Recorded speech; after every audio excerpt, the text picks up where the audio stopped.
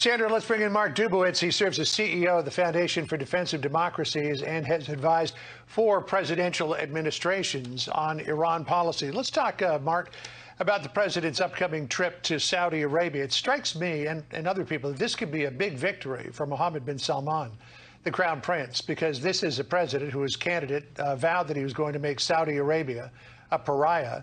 Now he's playing the part of Oliver Twist, going up to the headmaster to say, please, I want some more. This is a big 180 for the president. Some people are calling it an embarrassing climb down.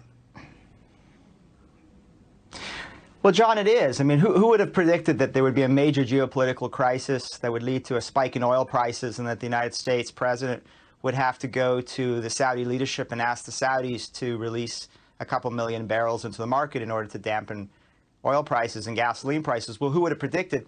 Everybody should have predicted that because it's happened dozens of times in the post-World War II period. So you've got to, this is geopolitical malpractice for the president for not having predicted this and for having tried to malign the Saudi leadership, which has been a complicated but important strategic ally for the United States for decades.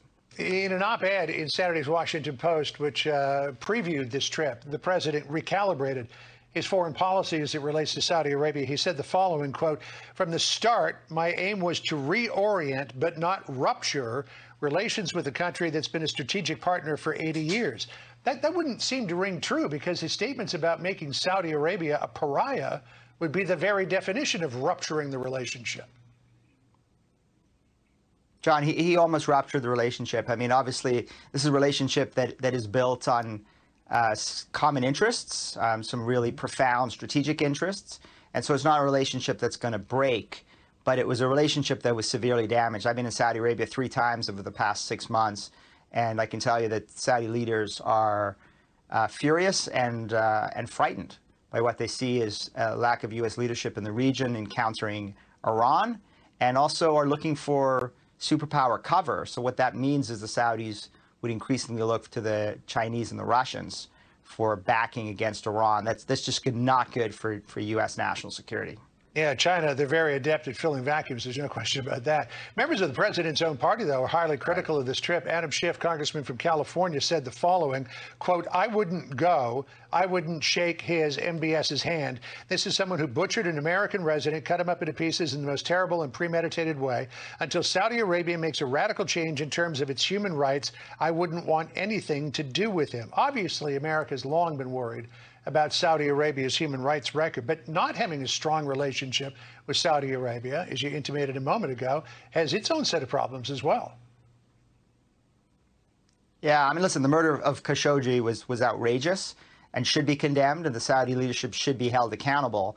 And we should also acknowledge the profound social changes that are taking place in Saudi Arabia. I mean, the country is just not recognizable to people who have been going there for years. And millions of Saudi women are being liberated by MBS, and they love the Crown Prince. So we have to acknowledge, on one hand, the brutality of the murder of Khashoggi and continued human rights abuses. On the other hand, we have to acknowledge some of the profound positive changes that are taking place.